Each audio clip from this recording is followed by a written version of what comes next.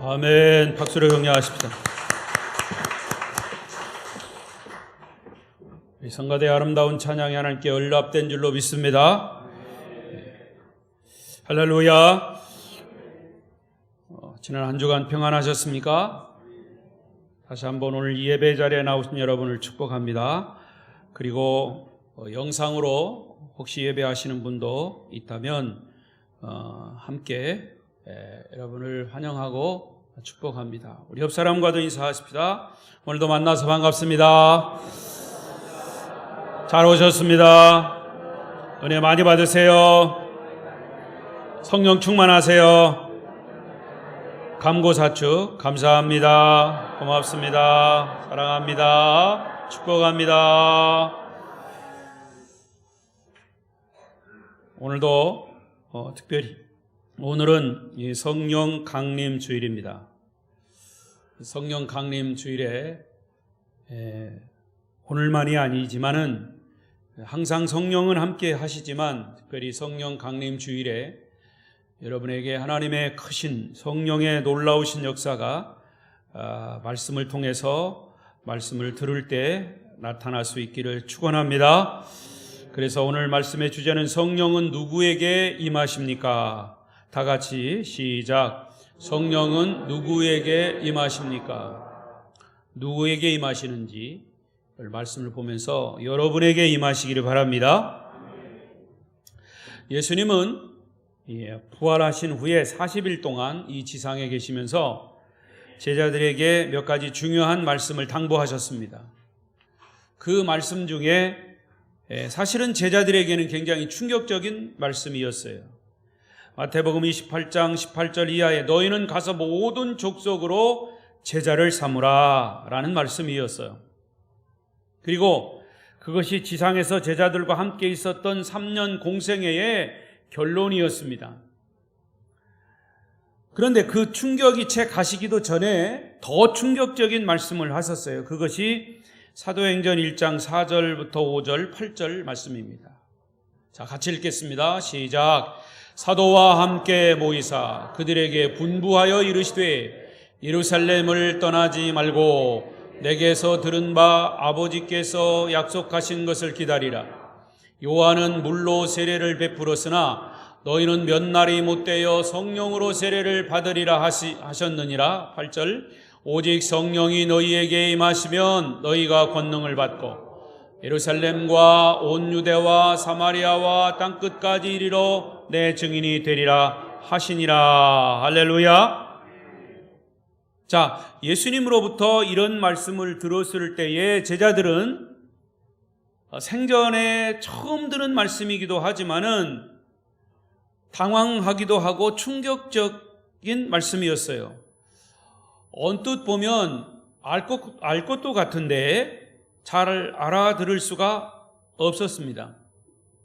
여러분, 성령을 받으면 몰랐던 말씀도 다 알아듣게 돼요. 여러분도 말씀을 듣고자 사모하신다면 먼저 여러분에게 성령이 임하시기를 간절히 축원합니다. 그렇지만 우리 인간의 지성과 이성으로는 잘 알 것 같은 말씀도 성경에 기록된 말씀은 잘 알 수가 없어요. 세상의 학박사라도 성경의 말씀은 잘 깨닫지 못해요. 왜? 성령이 조명되지 않으면, 성령 충만하지 않으면, 성령이 깨닫게 하시지 않으면 그 말씀을 알아들을 수가 없어요. 그런데 이보다 더 충격적인 사실은 주님은 이 말씀을 하시고 지상에서부터 사라지신 거예요. 소위 승천하신 겁니다. 제자들은 얼마나 허무하기도 하고 놀라움을 금할 수가 없었어요. 미처 이런 사실을 설명하고 모여서 회의하고 해석할 틈도 없었습니다. 사실은 예수님이 이렇게 승천한다는 사실을 미리 예고하셨어요. 근데 제자들은 그것을 반신반의했죠. 예수님이 하시는 말씀이 정말일까 아닐까? 그런데 사실은 예수님이 다 예고하시고 예고하신 대로 그렇게 승천하신 겁니다. 자, 그렇게 하늘로부터 지상으로부터 승천하신 후에 놀라운 일이 또 생겼어요. 흰옷 입은 두 천사가 나타났습니다. 사도행전 1장 11절 시작. 이르되 갈릴리 사람들아 어찌하여 서서 하늘을 쳐다보느냐? 너희 가운데에서 하늘로 올려지신 이 예수는 하늘로 가심을 본 그대로 오시리라 하였느니라. 할렐루야. 누가 얘기했다고요? 천사가 나타나서 이런 사실, 놀라고 있는 제자들에게 이런 사실을 그대로 전한 겁니다. 여러분, 사실 예수 믿는 것은요, 날마다 충격의 연속입니다. 지금은요, 우리가 절기상 성령 강림, 오순절 성령 강림절을 지키고 있지만 사실은 지금 이 시대는, 우리가 예수 믿고 있는 이 시대는 성령 시대예요. 그래서 성령은 온 세계에 충만해 있습니다. 아침에 일어나면 해가 뜨듯이, 그러면 해가 뜨면 이 지구상에 있는 반쪽에 있는 사람들은 다 그 해를 만나고 햇빛을 받습니다. 그리고 또 해가 넘어가면 지구 반대쪽에 있는 사람이 또 그렇게 반대로 하는 거죠. 그러니까 온 세계가 햇빛을 받고 햇빛의 영향을 받습니다. 그런데 사실은 나는 이 햇빛이 싫습니다 하고서 지하 토굴 속에 들어가서 온종일, 한평생 그렇게 사는 사람은 결국 그렇게 사는 거예요. 무슨 얘기냐 하면 지금은 성령 시대입니다. 성령은 온 세계 이 공간 안에 충만히 임하여 있어요. 그러나 중요한 것은 그 성령을 우리가 기대하고 맞이하고 경험하느냐, 그것은 우리에게 달려 있어요. 햇빛은 그대로 거기 있습니다. 그러나 그것을 맞고자 하는 사람, 맞기 싫어도 맞는 사람, 그러나 그것을 기대하는 사람, 이런 사람은 다 다르다는 거죠. 자, 이런 의미에서 오늘도 여러분 가운데 성령이, 마음을 열고 성령이 계시지만 그 성령이 여러분 가운데 임하기 위해서는 그 성령을 기대하시라, 그 말입니다. 성령은 누구에게 임하느냐, 이 제목이에요. 지금 성령이 아직 이 사도행전 1장의 말씀상으로는 성령이 임하지 않은 상태에서요, 어떤 사람에게 성령이 임하시는가를 말씀하고 있어요. 그래서 사실은 예수 믿는 것은 성령의 역사 속에서 일어나는 충격의 연속입니다. 우리가 예수를 처음 만나고 예수님의 사랑을 처음 느꼈을 때 얼마나 감격했습니까? 하나님이 나 같은 사람을 사랑하시다니, 예수님이 나 같은 죄인을 용서하시다니, 나를 구원하시다니, 이런 사실에 우리는 감격했잖아요. 그런데 그 감격은 내가 어떤 느낌상으로도 한 것이지만 사실은 성령이 그렇게 깨닫게 하신 거예요. 이것은 충격의 시작일 뿐 정말 예수 믿는 매일매일의 삶이 감당할 수 없는 충격의 연속입니다. 여러분, 충격의 연속이 아닙니까? 마스크를 써서 알 수가 있어야죠. 사실 여러분, 그런 삶이 우리 언제까지 충격의 연속이어야 하냐면 예수님 재림하실 때까지, 우리가 주님 앞에 서는 날까지 신앙생활은 그 충격의 연속인 것이에요. 내가 어젯밤에 자다가 일어났어. 그게 충격이에요, 사실은. 당연히 일어난 게 아니라 어저께 자다가 오늘 아침 못 일어나는 사람도 많아. 신문에 안 나서 그렇지. 심장마비로 죽은 사람도 많단 말이에요. 그런 사실을 볼 때 우리는 순간순간이 살아가는 게 충격이에요. 충격의 연속이에요. 하나님의 역사, 하나님의 인도하심 때문이죠. 내가 상상할 수 없었던 일, 나의 이성과 지성과 합리적으로 설명할 수 없는 초자연적인 일들이 사람들 만날 때마다, 혹은 기도할 때마다, 주의 일을 할 때마다, 내 사업의 현장에서, 내 가정의 현장에서, 내가 어디를 가든지 하나님의 역사하심이 곳곳에서 일어난다, 그 말입니다. 이것이 충격의 연속이에요. 예수님이 승천하신 후에 제자들에게 이런 일들이 이제 일어나기를 시작했습니다. 그래서 그들은 그런 충격 속에 결국에는 예루살렘으로 다 돌아옵니다. 12절을 보겠습니다. 본문 12절. 오늘 본문 12절. 아무리 제가 오늘도 설교를 외쳐도 여러분이 마음을 닫고 그냥 눈을 감고 졸아버리면 그 아무것도 아니에요. 정신을 차리고 마음을 열고 말씀을 들으시기를 바랍니다. 12절 다 같이 읽습니다. 시작. 제자들이 감람원이라 하는 산으로부터 예루살렘에 돌아오니 이 산은 예루살렘에서 가까워 안식일에 가기 알맞은 길이라. 자, 제자들이 왜 다시 예루살렘으로 돌아왔습니까? 예수님께서 승천하실 때 예루살렘을 떠나지 말라고 하셨기 때문입니다.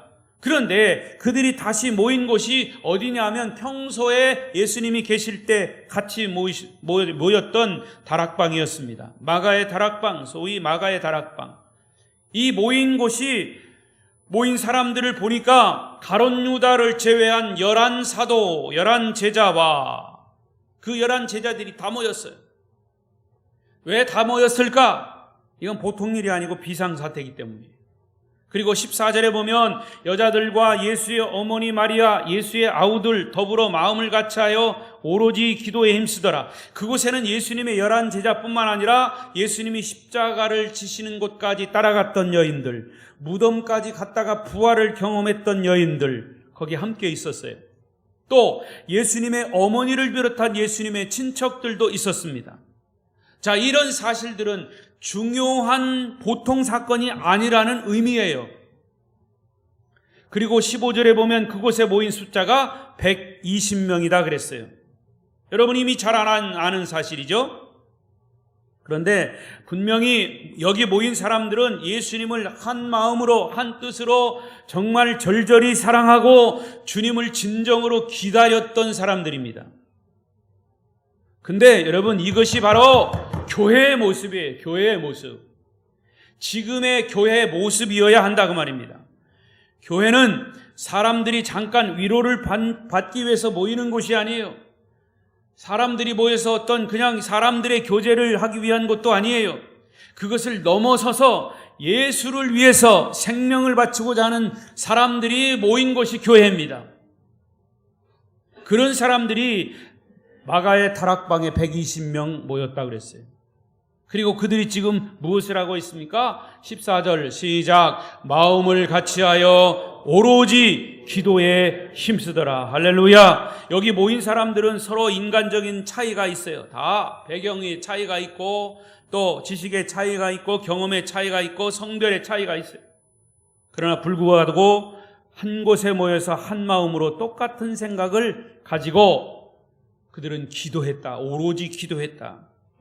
여러분, 교회는 기도 공동체입니다. 따라가십시다. 교회는 기도 공동체이다. 기도가 우선입니다. 하나님의 이 사도행전 역사는 영적 사건이 계속되기 때문에 기도 없이는 일어날 수가 없었어요. 여러분, 인간들이 모여서 회의한다고 성령이 역사하지 않습니다. 교회는 회의도 필요하지만 회의보다 앞서야 할 것은 기도입니다.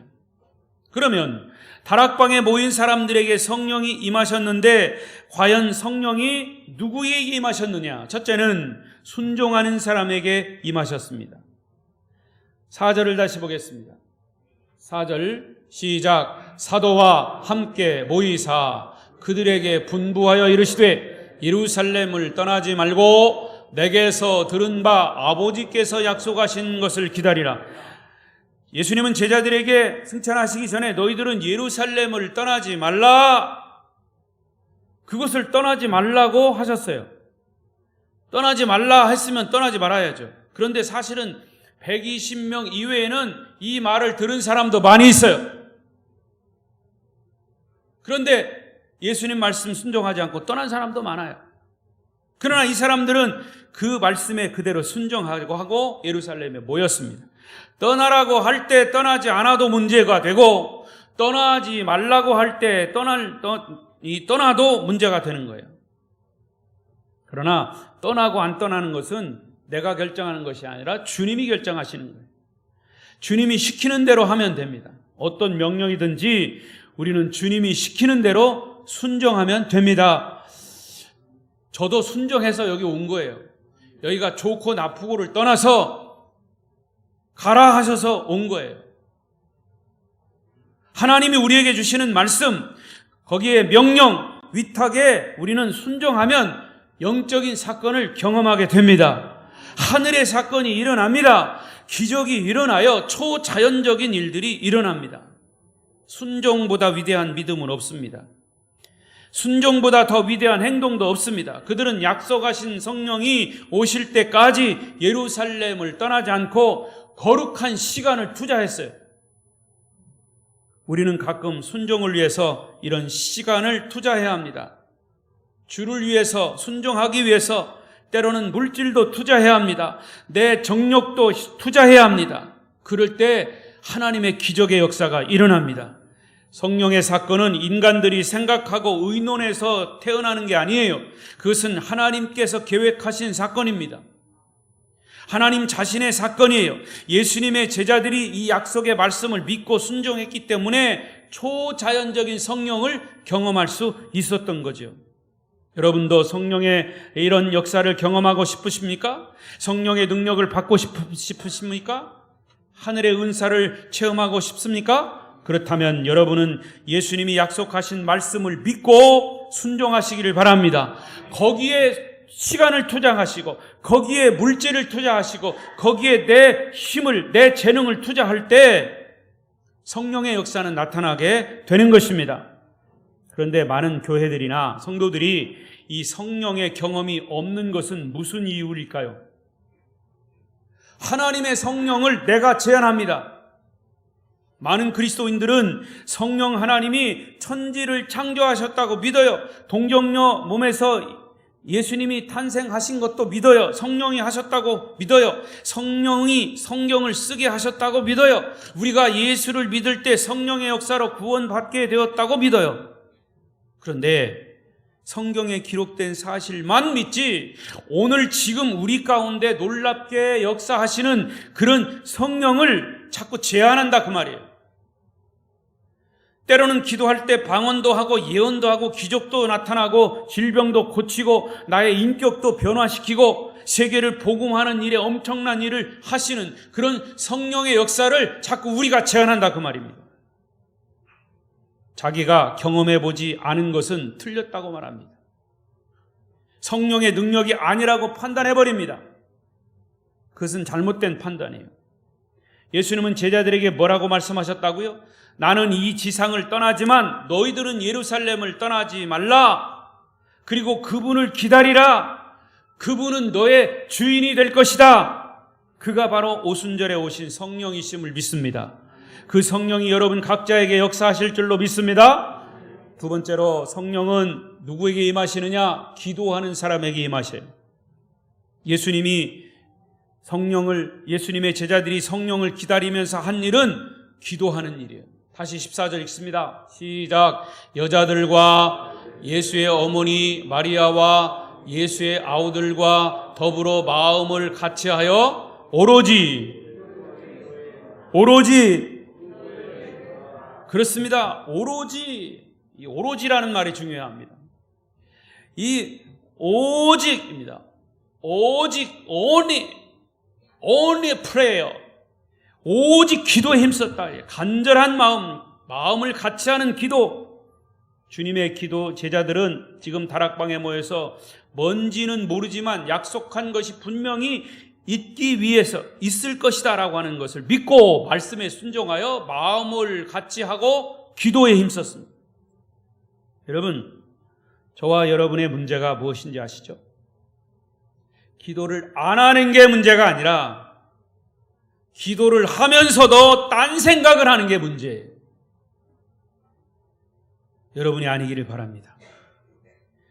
여러분이 기도를 안 한다고 말하지 않습니다. 하지만 기도할 때 잡생각을 실컷 하고 나서 중언부언 기도하고 나서 기도했다고 그래요. 생명을 걸고 기도하지 않고 중언부언하는 것이 문제입니다. 진실한 기도를 하지 않고 시간만 보내놓고 기도했다는 것이 문제예요. 길고 짧은 게, 시간의 길고 짧은 게 문제가 아니라 여러분의 진심을 담아서 기도했느냐가 중요한 겁니다. 기도할 때 하나님께 내가 집중했느냐, 하나님의 마음이 내 마음이고 내 마음이 하나님의 마음이고 하나가 됐느냐 하는 것이 문제입니다. 이들은 얼마나 간절히 기도했어요? 성경에 자세한 설명은 없지만 아까 말씀드린 대로 더불어 마음을 같이하여 오직 오로지 기도에 힘썼다. 이렇게 표현했다면 생각을 집중하고 마음을 하나로 묶고 온 몸으로 기도했다는 거예요. 온 마음으로 기도했다는 거예요. 여러분, 우리는 가끔 몸부림을 치며 기도한다거나 이상한 소리를 내서 기도하는 사람들을 보고 함부로 비판합니다. 비성적이다, 너무 감정적이다, 꼭 그렇게 해야만 하냐, 왜 소리를 지르냐, 하나님이 귀가 먹었냐. 그러나 그런 비판을 하는 사람들은 그렇게 해야만 하는 심각한 기도 제목이 없는 사람이거나 심각함이 있어도 그렇게 해보지 못한 사람들이기 때문이에요. 오히려 그들은 영적으로 무지한 사람들일 수 있습니다. 여러분, 모든 일이 그렇게 이성적으로 감정적으로 점잖게만 해결되지 않아요. 여러분 스스로 정말 기도의 제목이 이거 아니면 안 된다고 하는, 내가 이거 아니면 우리의 사업이 다 망해버린다, 내 생명이 정말 끊어진다, 이런 절박함에 있어 보세요. 누가 옆에서 뭐라 하든 내가 절박한데 소리를 지르거나 몸부림을 치거나 요동치지 않겠습니까? 예수님도 겟세마네 동산에서 땀이 피가 되도록 몸부림을 치시며 기도하셨어요. 다락방에 모인 제자들도 몸이 뒤틀릴 정도로 기도했습니다. 소리를 질러가며 기도했습니다. 오히려 이렇게 하는 기도가 정상이에요. 오늘날 그리스도인들의 비극은 이런 기도가 없다는 데 있어요. 과거의 교회가 정말 이 부흥회를 하거나 무슨 기도회를 하면 그런 요란함이 막 일어났습니다. 그것이 다는 아니지만 순수함이나 간절함이나 생명을 걸고 순종하는 기도가 없는 것이 우리 교회의 지금 이 지구상에 있는 교회의 비극입니다. 또한 그들은 철저한 신뢰, 철저한 헌신, 철저한 위탁의 기도를 했습니다. 주님이 부탁하신 최후의 명령, 너희는 가서 모든 민족으로 제자를 삼으라는 이 말씀을 지키기 위한 결단의 기도를 한 거예요. 여러분, 사도행전의 역사가 일어나게 된 배경은 바로 기도였다는 사실을 기억하십시오. 그리고 바로 이어서 성령 강림이 된 겁니다. 1절 우리가 마지막 절까지 있었죠? 그리고 2절에 가면 성령이 임하십니다. 여러분들은 성령을 사모하십니까? 성령을 기다리십니까? 하나님의 지혜와 능력을, 그런 어떤 은사를 원하십니까? 다른 방법 없어요. 엎드려 기도하십시오. 성령이 임할 것입니다. 오순절의 성령 체험이 우리에게 임할 것을 믿고 간절히 사모하시기를 바랍니다. 그러면 성령은 기도하며 기다리며 사모하는 사람에게 임할 것입니다. 그러나 여러분, 명심할 것이 하나 있어요. 기도하고 싶지 않고 그렇게 요란하게 믿고 싶지 않고 성령 체험하고 싶지 않은 사람들은 그냥 침묵하십시오. 다른 사람이 이렇다 저렇다 얘기하지 말고 침묵하고 계세요. 그런 사람들은 자칫 남을 비판하거나 이럴 때 마귀의 앞잡이 노릇할 수 있어요. 성령 체험하려는 사람, 기도하려는 사람들을 방해할 수도 있다 그 말이에요. 따라서 자기 마음에 들지 않아도 그런 사람들은 그냥 침묵하십시오. 그러나 성령을 사모하고 기다리는 사람들은 이렇게 기도하십시오. 하나님, 내가 지금까지 예수를 믿었고 하나님의 일을 해왔지만 어떤 때는 내 생각, 내 계획, 내 방법으로 했기 때문에 너무나 힘이 들었습니다.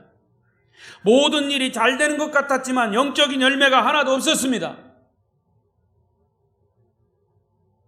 때로는 사나워지고 불평하고 관계가 복잡해지고 일을 하면 할수록 다툼이 생겼습니다. 주여, 나를 불쌍히 여겨주십시오. 이제 하나님의 은혜를 기다립니다. 성령의 능력을 사모합니다. 내게 성령이 임하시옵소서.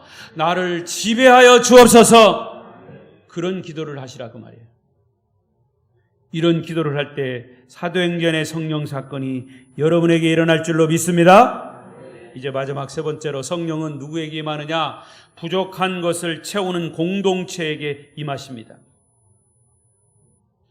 그들이 합심해서 간절히 기도했을 때 무슨 일이 일어났습니까? 기적이 일어난 것이 아니라 사실은 엉뚱한 이 사건이 생겼어요. 갑자기 베드로가 벌떡 일어났습니다. 15절, 16절 읽어보십시다. 15절, 16절 시작.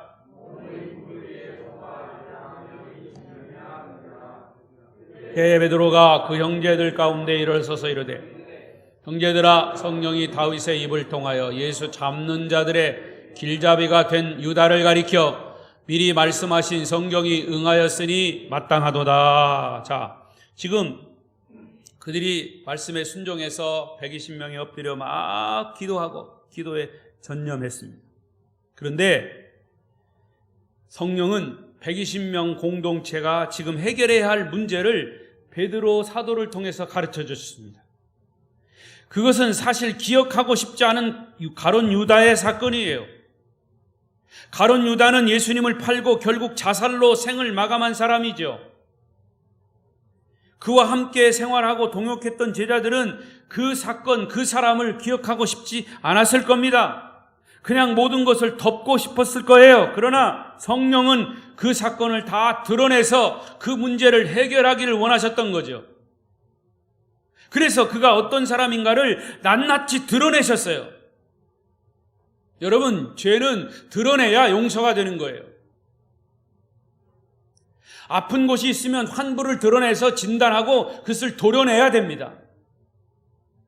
가룟 유다는 자기의 직무를 잊어버리고 제 길로 갔지만 가룟 유다 대신 다른 제자 한 사람을 채우라는 명령이었습니다. 17절을 보십시오. 17절 시작. 이 사람은 본래 우리 수 가운데 참여하여 이 직무의 한 부분을 맡았던 자라. 여기에 수라고 하는 말이 굉장히 중요합니다. 본래 우리 수 가운데 12 가운데 한 사람이었다. 지금 숫자가 모자라요. 가룟 유다가 빠짐으로 12이라고 하는 완전 수가 11로 한 사람이 모자랍니다. 이 12사도의 직무가 있었어요. 그런데 그 직무 하나가 빠진 상태죠. 그것을 온전히 채워라 그런 거예요. 이게 성령의 요구였어요. 자, 그렇다면 가룟 유다라고 하는 사람이 사실은 이런 얘기는 여기 기록되지 않아도 되는데 굳이 주님이 드러나셨어요. 이 사도행전을 통해서 가룟 유다가 어떤 사람인가 드러내셨다. 17절 시작. 이 사람은 본래 우리 수 가운데 참여하여 이 직무의 한 부분을 맡았던 자라. 8절 18절 이 사람이 불의의 싹스로 밭을 사고 후에 몸이 곤두박질하여 배가 터져 청자가 다 흘러나온지라. 이 일에 예루살렘에 사는 모든 사람에게 알려져 그들의 말로는 그 밭을 아겔다마라 하니 이는 피밭이라는 뜻이라. 시편에 기록되었으되 그의 거처를 황폐하게 하시며 거기 거하는 자가 없게 하소서 하였고 또 일러스되 그의 직분을 타인이 취하게 하소서 하였도다. 여러분, 하나님의 말씀에 순종하여 간절히 합심해서 기도하고 있을 때 그 사람들에게 성령이 불같이 바람처럼 임한 것이 아니라 베드로가 갑자기 벌떡 일어났어요. 이게 엉뚱한 사건이 아니라고 말이에요. 엉뚱한 일이 아니에요. 왜? 성령이 지금 베드로를 통해서 이런 부족한 부분을 채워라 하시면서 가룟 유다에 대해서 낱낱이 드러내신 거예요. 말하고 싶지 않은 가룟 유다의 이야기를 지금 꺼내면서 부족한 나머지 한 사람을 채우라는 것이었어요. 여러분, 우리들의 일반적인 생각은 그저 회개하고 열심히 기도하면 불이 그냥 확 떨어지고 어떤 문제들이 다 해결될 것이라고 여겨지는 것이 일반적인 상식입니다. 그런데 그게 아니었어요. 하나님은 얼마나 세밀하신 분인지 작은 죄악의 찌꺼기라도 있으면 그것을 드러내십니다. 너희들이 해결할 것은 너희가 해결하라. 부족한 것을 채워라. 잘못된 것은 회개하라. 그 말씀이었어요. 그러니까 사도행전의 오순절 사건의 시작은 불완전한 것을 완전하게 만들어서 온전하신 성령님이 임하시도록 준비하는 것이, 이게 하나님의 계획이었어요. 하나님은 지금도 우리 교회 공동체의 부족한 부분을 채우기를 원하십니다. 그때 성령은 우리 아름다운 교회에 임하게 될 걸로 믿습니다. 전도하려는 사람이 성령 체험 없이 절대로 전도 안 돼요. 봉사하는 사람은 성령 체험 없이 봉사하다가 시험 들어 넘어지는 사람들이 교회마다 얼마나 많은지 몰라요. 초대교회 신다들처럼 오합지졸이 어디 있습니까? 그러나 그들에게 오순절 성령이 임한 후에 3,000명이 회개하고 주님께 돌아왔고, 나중에는 5,000명이 회개하고 주님께 돌아왔어요. 그들이 뭐 성경 공부한 거 아닙니다. 성령이 임하니까 예루살렘 초대교회가 그렇게 세워진 거예요. 우리 아름다운 교회도 성령의 역사가 일어나야 할 줄로 믿습니다. 그렇다면 우리가 부족한 것이 뭘까요? 하나님 앞에서 거칠 것이 있다면 그것을 다 해결해야 돼요. 사람과의 관계도 해결해야 되고, 죄가 있으면 해결해야 되고, 그래서 성령의 기름 부음이 있어야 할 줄로 믿습니다. 개인적으로 또는 교회적으로 성령이 임해야 합니다. 교회적으로 성령이 임하시면 교회 전체가 능력을 받게 됩니다. 교회가 영적인 힘이 생깁니다. 여러분의 가정에 성령이 임하면 하나님은 그 가정에 축복하십니다. 여러분의 일터에 성령이 임하면 축복의 열매가 풍성히 맺힐 것입니다. 하나님은 가룟 유다 대신 세 사람을 뽑을 기준을 세우셨어요. 그것이 22절에 보면 두 가지 자격이 있습니다. 첫 번째 자격은 요한의 세례로부터 승천할 때까지 다른 사도들과 함께 있었던 사람, 예수님이 승천하시기 전에 예수님을 경험했던 사람, 사도들과의 관계가 원만했던 사람, 이런 게 자격이에요. 인간성, 가정생활, 인간관계. 두 번째 자격은 예수님을 잘 알 뿐만 아니라 부활의 증인과 목격자여야 합니다. 굉장히 중요하죠. 예수님의 자녀가 되는 자격은 어떤 사회 경력, 학력, 능력, 지위, 물질 많고 적음, 그게 아니에요. 주님의 자녀는 주님을 잘 알아야 돼요. 주님의 일을 하는 사람은 하나님이 누군가 알아야 돼요. 하나님을 믿는 믿음이 탁월해야 합니다. 하지만 정말 성령의 능력을 받고 그리스도의 부활을 증거할 수 있는 사람만이 어떤 모양이든지 어떤 환경에서든지 그리스도의 능력 있는 증인이 되는 겁니다. 그리고 그들은 제비 뽑기 전에 이런 기도를 했어요. 24절 시작. 그들이 기도하여 이르되 무사람의 마음을 아시는 주여, 이 두 사람 중에 누가 주님께 택하신 바 되어 봉사와 및 사도의 직무를 대신할 자인지를 보이시옵소서. 유다는 이 직무를 버리고 제 곳으로 갔나이다 하고, 성경에 나와 있듯이 그들은 누가 주님의 선택된 사람인가, 누가 봉사할 사람인가, 누가 직무를 대신할 사람인가, 이 세 가지를 물으면서, 하나님께 물으면서 기도한 거예요. 그때 26별 투표하고 나니까 누가 뽑혔어요? 제비 뽑아 마띠아를 얻으니 그가 11사도의 수에 들어가니라. 누구라고요? 마띠아. 그는 11사도의 숫자에 가입이 된 겁니다. 요한계시록에 보면 숫자가 다 채워져야 하나님 나라가 온다고 그랬어요. 때로는 숫자가 그래서 중요합니다. 하나님이 우리 각자에게 전도할 숫자를 다 주셨을 거예요.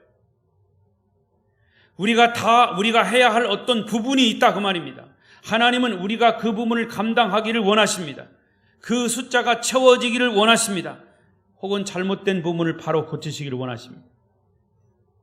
자, 이제 준비가 다 끝났습니다. 성령 받을 준비가 다 끝났어요. 이제 설교도 곧 끝나갑니다. 기다리십시오. 여러분도 성령의 임재를 위한 준비가 끝났습니까? 성령님이 임재하실 것을 정말 믿으십니까? 혹시 그런 일이 있어도 되고 없어도 된다는 생각은 안 하십니까? 아니면 성령님을 정말로 사모하십니까? 성령이 우리에게 임하시는 것은 예수 믿는 우리들에게는 꼭 필요한 꼭 필수 요소입니다. 왜냐? 성령의 능력을 받지 않고는 그리스도인으로 살아갈 수 없기 때문이에요. 성령 능력 없이는 이 코로나 때문에도 그냥 사람들이 신앙 팔아먹어요. 성령의 능력이 없이 죄를 이길 수 있습니까? 성령의 능력이 없이 전도할 수 있습니까? 성령의 능력 없이 정말 원수를 사랑할 수 있습니까? 성령의 능력 없이 설교할 수 없어요. 그런 의미에서 인간이 할 수 있는 것은 아무것도 없습니다. 여러분, 성령이 우리에게 임할 것을 여러분 믿으십니까? 나에게 성령이 필요하다고 어린아이처럼 사모하십시오. 목마른 사슴이 시냇물을 사모하듯이 하나님, 나의 이 갈급한 영혼에 주의 성령의 단비를 내려주십시오. 우리가 찬송했지 않습니까? 가물어 메마른 땅에 단비를 내리듯이 성령의 단비를 주어 내 새 생명을 주옵소서. 그냥 찬송이니까 찬송한 거고 가사니까 가사 그냥 읽어가면서 한 거냐? 아니자 그 말이에요. 빈들의 마른 풀같이 시들은 나의 영혼, 주님이 약속한 성령 간절히 기다리는. 요 며칠 사이에 비가 왔었죠. 그런데 어제는 또 강하게 막 햇빛이 내리쬐어요. 저희 집사람하고 뒤에 그 얼마 안 되는 거기 텃밭에 가가지고 오이도 심고 가지도 심었어요. 근데 작년에 예로 그냥 심어서는 안 되겠더라고요. 그래서 대를 박았어요. 그래서. 왜? 그 지탱해야 되니까. 근데 또 보니까 어제 그 하루 만에 쬐은 거기에 말라가지고 잎이 시들시들해. 뭘 달라는 거예요? 물 달라는 거예요.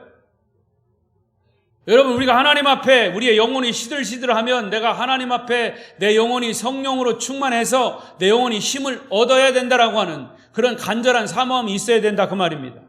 영혼이 다 병들어서 시들시들하고 있는데도 그냥 죽든지 주든지 말든지 그냥 이렇게 하면 죽는 거예요.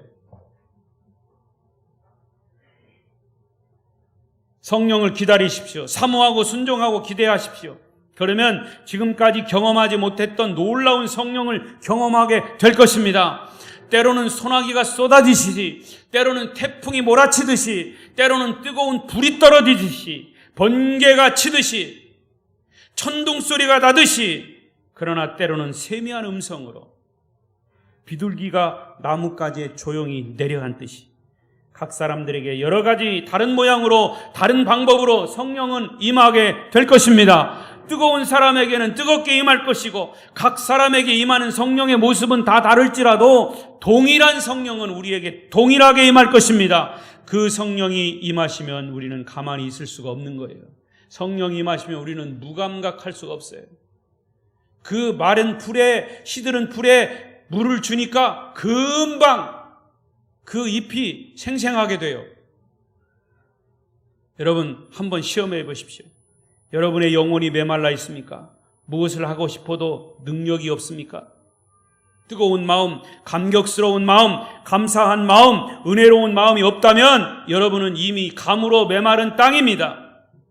그 땅에는 나무를 심어도 자라지 않아요. 씨앗을 심어도 열매가 맺지 않습니다. 그 마음에 성령이 임해야 할 줄로 믿습니다. 이제 말씀을 맺겠습니다. 예수님은 우리를 위해 십자가에 못 박혀 돌아가시고 부활과 구원의 길을 열어놓으셨어요. 아무리 구원을 열어놓았다 할지라도 그것이 내게 아무런 효력이 없다면, 그것은 그 객관적인 사실이 나와 상관이 없다면 그것은 내게 어떻게 능력으로 나타나겠습니까?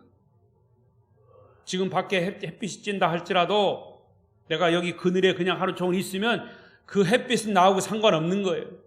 그 햇빛을 내가 맞아야 되겠다 하면 밖에 나가야 돼요. 그건 내 마음에 달려있는 겁니다.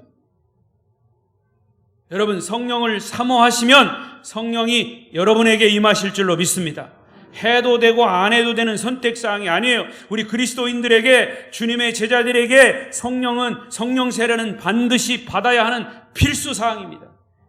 이것은 한번 제가 설교하고 그냥 지나가는 과정이 아니에요. 받을 때까지 외쳐야 하고 성령 임할 때까지 계속 되어야 하는 과제입니다. 여러분 스스로 생각해 보십시오. 내가 왜 이렇게 신앙이 이런가? 성령 충만하지 않고 성령이 내 속에 없기 때문에 그래요. 내가 은혜가 받기를 원하는 그런 사모하는 마음이 있어야 된다 그 말입니다. 오순절 성령 강림이 내게 임하기를 원합니다. 성령 충만케 하옵소서. 이렇게 사모하다 보면 성령은 우리에게 무엇이 부족한 것을 가르쳐 주시고 깨우쳐 주시고 임하게 될 것입니다. 여러분 모두가 성령을 간절히 사모하시면서 기다리심으로 성령의 임재를 경험하시고 성령 충만한 우리 아름다운 교회 성도들이 되시기를 축원합니다.